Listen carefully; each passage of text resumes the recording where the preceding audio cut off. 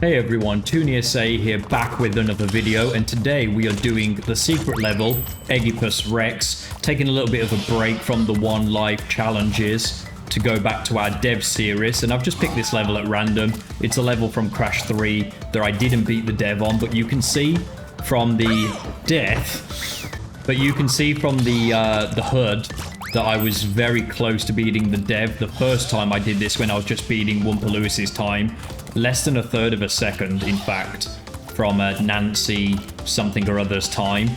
You can also see on the HUD that I've included Prosafia Gaming's time as a bonus time for me to aim for, considering the dev's time isn't that much faster than my own previous time, and I didn't put all that many attempts into it the first time around. I was kind of like ready to put the Crash Wumpa Lewis series to bed at that point. Been doing it for a long time. So I beat his time, and then I just moved on pretty quickly after that. I didn't really go for any kind of special time improvements like I have on some levels. And I'm not gonna go for a massively good time on this one either. I'll try and beat Prosafia Gaming's time, and then that'll do it for me, to be honest. It's not really a level that I want to consider optimizing or anything like that. You know, it's a fun little level, but it's ultimately just another kind of vehicle level. 4432. Oh. We did it. Attempt 3. I wasn't even paying attention. I was still in my introduction, and I already beat the time. That is a surprise. I thought this was going to take at least 10 minutes, but nope, it took 10 seconds instead. Alright, well, there we have it, 4432. Shall we go for a sub 44, just so that the video's a little bit longer? I guess we might as well. Okay, so like I said, I'm not going to be trying to optimize this level too much. I'm just going to try and get a sub 44, just so that the video is actually even worth putting out there. Not really much of a fun video if it's literally just me introducing the video and then it's over. I think I did that on one of the levels before. It may have been a boulders level where it was just a few minutes long and I just didn't really feel like improving my time, so it was just an introduction and then that was it. I mean, the only mistake I can think of that I made in that first attempt just now where I finished was I obviously hit the pterodactyl underneath his hitbox, so I didn't bounce on him. I lost my baby T. I might as well restart if I lose baby T, to be honest. I don't think this level would benefit with not having baby T. Can't bazooka on the back of him, can I? No, I can't.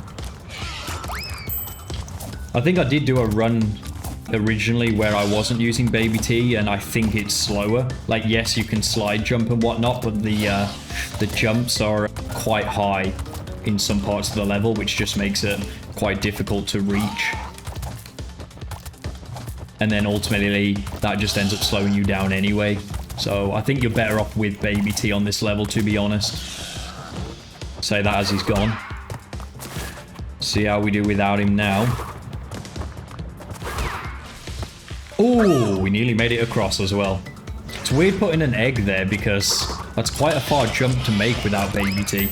It's definitely possible, but it's a close one. Shit. It's quite a cycle heavy level, this, isn't it? That's slow.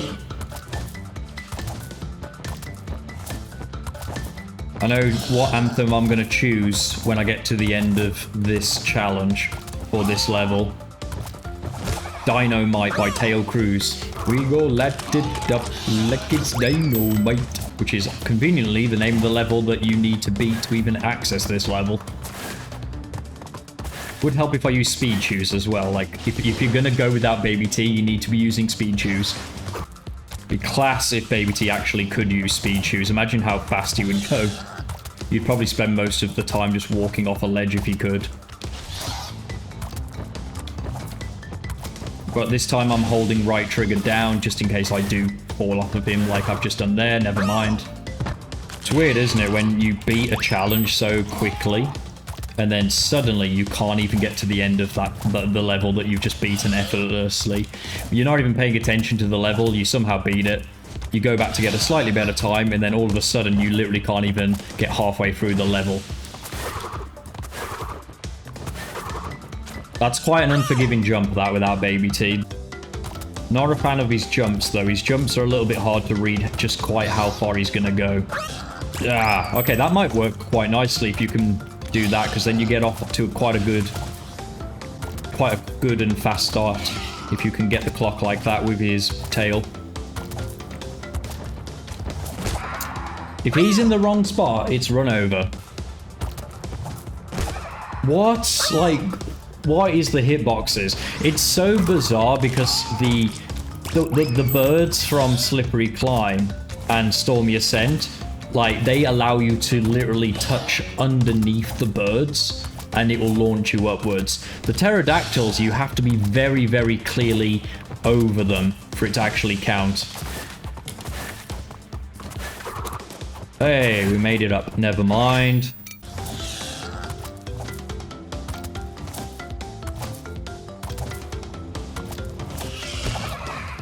Nice.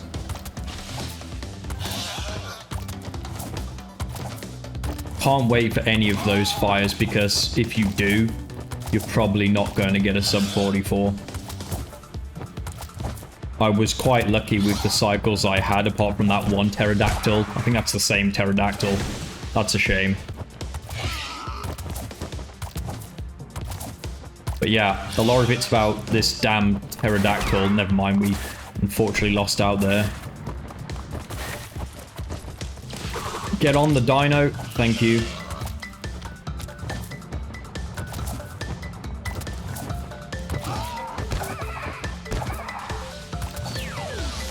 Yeah, that was slow. What happened there? I hit the left side of the geyser and I bounced to the right somehow. That's got to go down as one of my most bizarre deaths across any dev series level at this point. Fuck off.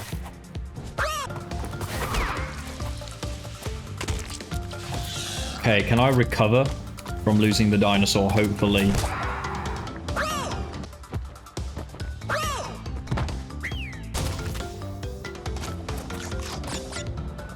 Try something a little bit different here.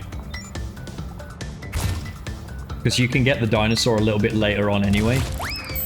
So let's just try having that bazooka start to then pick up the dinosaur a little bit later. Might end up actually causing me to die anyway. I think it's a good idea, actually. I think it could work. There he is. Not sure if that was faster or not, to be honest. We'll only find out if we actually get to the end of the level, because there are no time freeze crates on this level, I've noticed. It took me quite a while to realize that. I was like, there's something missing in this relic. And it turns out it's the time freeze crates are not here. Finally, a favorable cycle here. Less so on that guy. That guy's an asshole. He's always in the wrong fucking spot. Always. He's never where I need him to be. Just once, I hope that third layer pterodactyl is in a good spot for me. Just once. Alright, so what we're going to do, we're going to do a little time experiment here. We're going to get to the first nest without Baby T first and see how long it takes. And then the second attempt, I'm going to try with Baby T to see who's faster at the start there.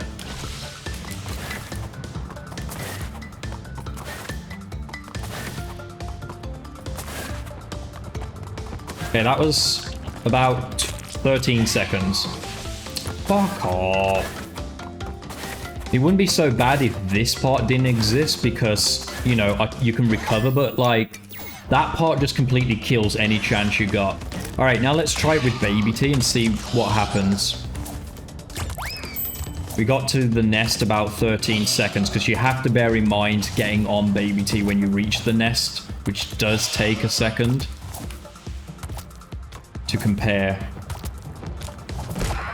Okay, alright, so there we have it. That's conclusive evidence.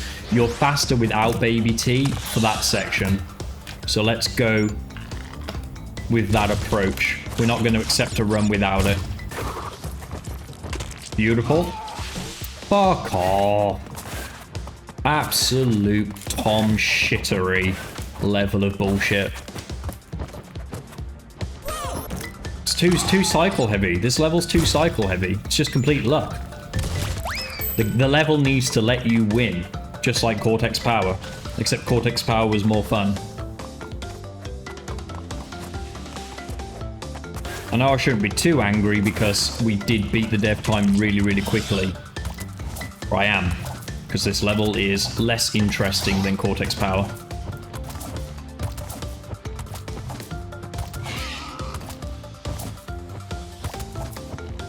Yes, that pterodactyl was in a good spot.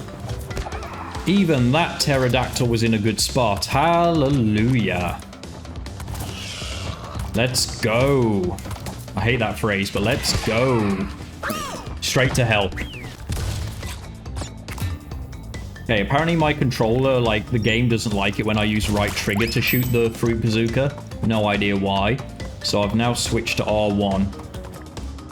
It'd, like, take me 3 presses of right trigger for it to even accept my fruit bazooka was shooting. You must get confused once you've got the sprint shoes power up between whether you want to use the bazooka or the sprint shoes.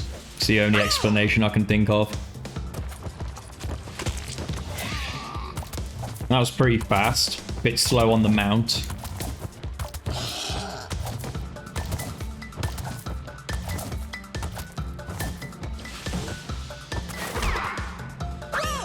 Seriously, we're going to bring that back. Interesting. Never mind. I was about to say that pterodactyl was in a different spot. That could lead to an interesting run. Not anymore. It's rigged. It's absolutely rigged. You having a good run? It ain't gonna last.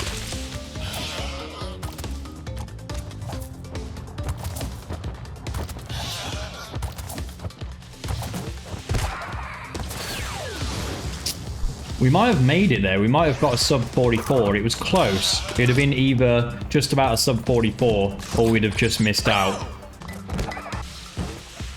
It happened again. Bounced to the right, even though I landed on the left side of the hitbox. Make it make sense, Mark Sony.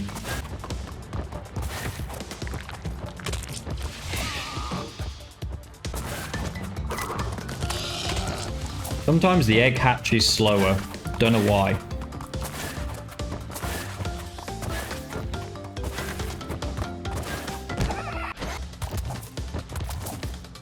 Whatever you do, Naughty Dog, do not let Pink Fong get a hold of Baby T.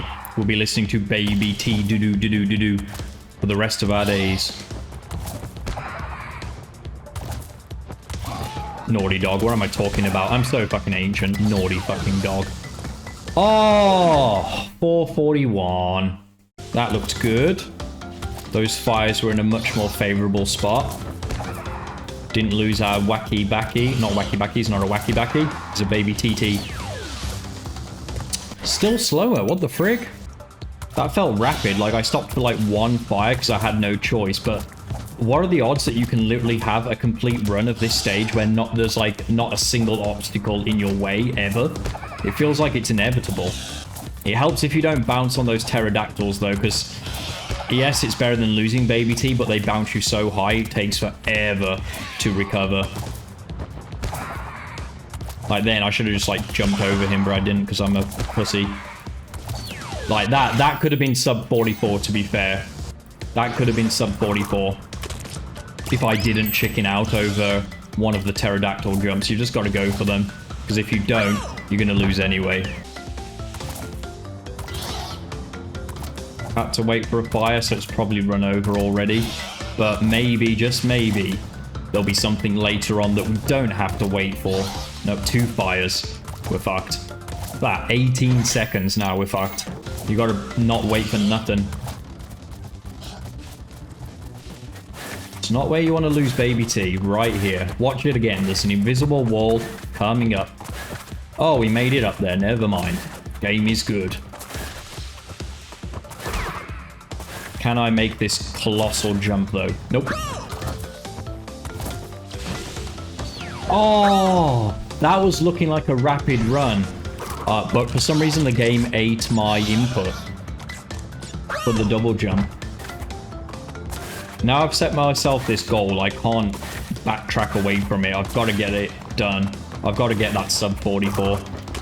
Otherwise, I'm not going to rest happy on this level. And it will be achieved because I know it can be done. It is unfortunate that it is quite luck-based, though. The same can be said for, like, Nady Fortress. When I learned from the comment section of Wumpa Lewis's attempts on Nady Fortress that there's, like, a god-tier cycle on it, my interest in the level, like, decreased a lot. Because having to wait for a god-tier cycle or just knowing when that god-tier cycle is... And it's not like the lab where you can figure out the god tier cycle really, really quickly. Or even Cortex Power. It's very consistent. Just wait 7 seconds. Nady Fortress, there's a god tier cycle that you don't really have all that much control over. I mean, of course, if you're of course, if you're an expert speedrunner, you will know the god tier cycle on Nady Fortress yourself. Like, you'll have learned what to look out for. But for someone who plays the game semi-casually, for... you know, YouTube, it's no fun trying to figure out something like that complicated. That hitbox is the most bullshit hitbox in Crash Bandicoot history. It's right up there with the rocket/pack attack hitboxes of the hot pipes. And even up there with those stupid spider things from Spaced Out and Piss Off Away. Come on. Just get me through this. I've already been recording now for like over 25 minutes. That's 22 minutes longer than I want to spend on this bullshit. 30 minutes, whoops. Nice jump. That's the most ideal way to do that. Just, you've got to jump anyway, but to mount Baby T on the fall as opposed to taking a second. Now, it's unfortunate I bumped my head there because that's definitely cost me a second. Is it a second too much? Or, like, as I said, because this level's so luck-based, it might just be the case that I still can find a way to get the time that I need anyway. A lot of rumors circulating recently as well about the future of Crash Bandicoot. The future of, like, another Crash Bandicoot coming out. Because there's talk of a Netflix TV show to do with Crash Bandicoot. So, the hype is back alive, potentially, for Crash. And, you know, as a Crash tuber, with it being my bread and butter content, I'd only be too happy to have more Crash content. Whether it be Crash Bandicoot, another platformer, would be my preference. I would like to see more of the platforming games to see where they go with it. But also, I'd be very happy with a racing game, but only if they brought it to PC. If they did not bring the next racing game of Crash Bandicoot to PC, I would just be like questioning where their head's at. Because there's no excuse to exclude PC from kart racing. The reason why I don't think it will be a Crash racing game, though, is quite simple. I don't think they will look at the numbers of the people still active with Nitro Fueled. And I don't think they're sensible people. I don't think they'll look at it and be like, oh, it's because the online mode wasn't fixed. Or, oh, it's because, you know, support, as soon as the Grand Prix stuff was over with, we just stopped supporting the game. I think they'll just look at it and be like, this died pretty quickly. We definitely can't compete with Mario Kart. Therefore, the racing games aren't as popular as we think. That's my fear. The sensible take would be, oh, we didn't really support the online, especially after Grand Prix finished. We should have cleaned up the online load times and, you know, made a tournament mode and things like that. But they're not smart enough to, like, look at that for some reason. I don't get it. They should be smart enough, right? Game developers or game publishers should be able to, like, look, okay, we sold like 10 million, more than 10 million copies of Crash Nitro Fueled. Why isn't it still alive? Well, it's because we stopped supporting the online mode for as long as we should have been, for as long as like Mario Kart is supported online, etc. But they won't. I don't know why. I don't know like what level of tomfoolery they have to see. They have to go through to see the reasons, the real reasons why Nitro Fueled died as quickly as it did. It's obvious to they would just have to talk to a Crash fan for 20 seconds and like a Crash fan would be like, oh, you know, we were really excited for this racing game. We'd love another one, but this time can you please fix the online, make sure loading times are not longer than the races themselves. Bring in a ranking system, bring in tournaments. But they won't do that. They will just see, oh, it died pretty quickly, therefore it was a failure, it's a dead IP. And not worth investing our time in. Hope I'm wrong, but I don't think I am. This level's so tedious that, like, it's more interesting for me to rant about the death of Nitro Fueled than it is to actually focus on the level itself anymore. Because it's just luck-based. I'm not doing anything differently. There's not really a lot I can control. This is quickly approaching my bottom 5 levels to Relic Run. Not because it's a difficult level, but because there's too much luck involved. And that's the reason why, like, board game fans will tell you that they're not the biggest fans of Monopoly. It's not because Monopoly is a particularly complicated game or anything like that. It's because, yes, there's some strategy to Monopoly, but overall it's a game of chance. Where are you going to land? The only thing you can control is if you buy the things you land on. That's it. Not really much of a strategy, is it? Like, yes, if you want to know the secret to win Monopoly most of the time, it involves luckily landing on orange and red and collecting them as sets. Light blues are also pretty good. Everything else is not worth your time. But if someone else beats you to those sets, you're as good as, like, 9 times out of 10 you're going to lose Monopoly. See, even Monopoly's more interesting than this level to talk about. Sometimes he's out of the egg, and sometimes he's not. If he's out of the egg, you save time. If he's not, you lose a little bit of time. So that's just another factor of luck that goes into this level. Is Baby T going to be outside of his egg? We're talking like a second of difference between him being out of his egg and not. Because if he is out of his egg, you can accomplish the thing where you just land on him and then ride him immediately. If he is in the egg, you've got to break open the egg. You've got to wait for the animation to play of him breaking open his egg. I think I know what I need to do, actually. I think I need to break the egg. I think what it's doing is spawning Baby T in the form that he was last seen in. So, because he's an egg at the start, because I'm not Balls Mahoney, because I'm not breaking open the egg, it's spawning him as an egg. This seems to, like, bring back memories of something that Ard was talking about, where, like, he put Baby T in levels that he's not supposed to be in, and he initially spawns as just an egg, unless you find a way to break him out of it first. See? There he is. I think he just loads the model of Baby T that he was last seen in. So that's actually a good little bit of nugget information for anyone trying to go for a slightly better time on this level. Break Baby T out of the egg first. And then if he ever spawns in the level in the future, he will spawn in Baby T ready to go mode. Nearly landed on him, just about missed out there. Lost probably a third of a second, maybe half a second. Maybe a full second, who knows? Who knows? I'm talking out my arse. I lost an amount of time. Tried to jump over him, that was unfortunate, because again, you lose quite a bit of time bouncing on these bastards. See if we can still get a sub 44. I don't even care. Like, optimizing me with, like, okay, I could get a slightly faster time if that hadn't happened. Let's try again. I don't care at this point. Just sub 44. You can definitely get sub 43, though. I know that for a fact at this point. But I am not interested in that in the slightest. Like, if you land on him and if the cycles go your way, you're definitely able to get a sub 43. For sure. And then there's that guy who's always fucking in the wrong spot. Like 99% of my runs have died on that tier because of that guy being in the wrong spot. I don't know what triggers him. But it needs to stop triggering him because it's triggering me. Fuck's sake. Just be in a good cycle for once, you absolute weapon of the game. One good cycle is all I'm asking for.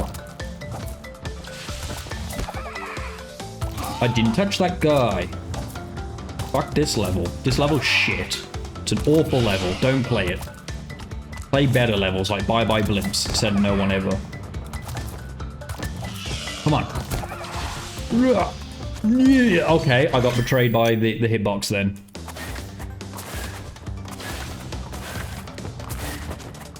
Got to break him out the egg. Rookie mistake. Punished rightly so. I've died that many times without getting the clock. It's now giving me a sympathy mask at the start of runs, where I've just like jumped over the egg and then fell into my early death anyway. That's pathetic. Yes, we got over that asshole. That saves so much fucking time.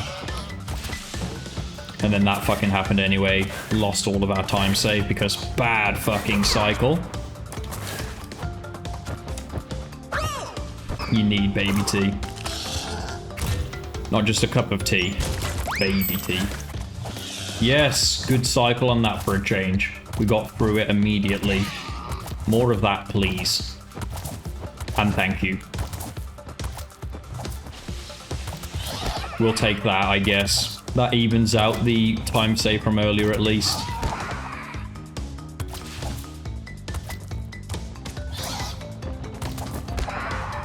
Yes. I like the look of this. I was loving the look of that. Was loving the look of that until that very last jump. This is so fucking shit.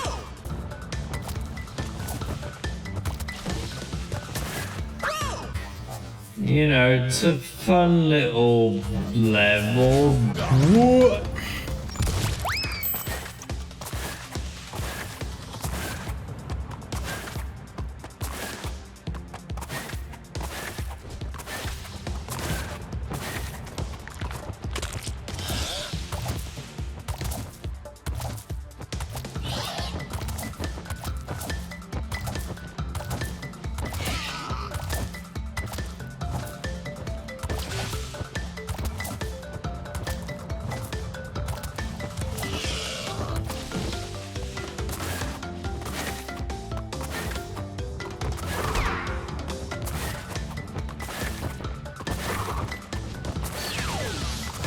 Ooh, there it is. There it is.